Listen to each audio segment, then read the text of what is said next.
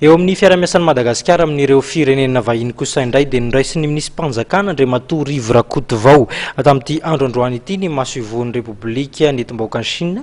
Araka izany ny fanamafisana ny fiaramiasa misy eo amin'ny firenena roa tontany no teboka goavana no resahana atao anatin'izay fiaonana izay. Vonina ny anampiatran'ny firenena malagasy eo amin'ny tetikasa fampandrosoana amin'ny firenena sinoa. Io nambaran'Andriamatoa Yang Min maso ivoan'ny Chine androany maraina teny ministera mpanjakana sahana ny tetikasa amin'ny fiadidianan'ny Repoblika sy ny fananjariana an-tany ary ny fampitaovana teny Anosy. Tafiditra indrindra ao anatin'izany resaka foto-drafitrasa lehibe izay kasaina tao amin'ity taona ity ary hotratrarina ny taona 2024 toy ny fanamboarana ny seranam-piaramanidina Ivato na koa ny lalana lehibe toy ny autoroute.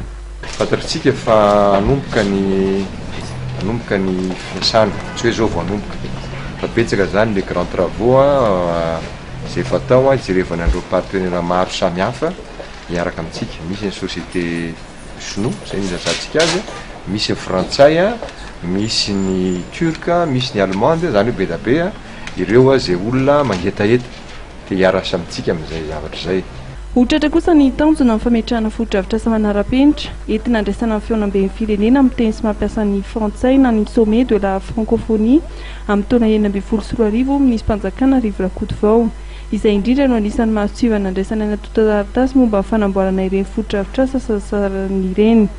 Raha nambara-maso ivoan'ny Repoblika etim-bahoakan'i Chine dia manana fahatokisana tanteraka amin'ny fiaramiasan'ny firenena amin'ny Madagasikara ny tenany.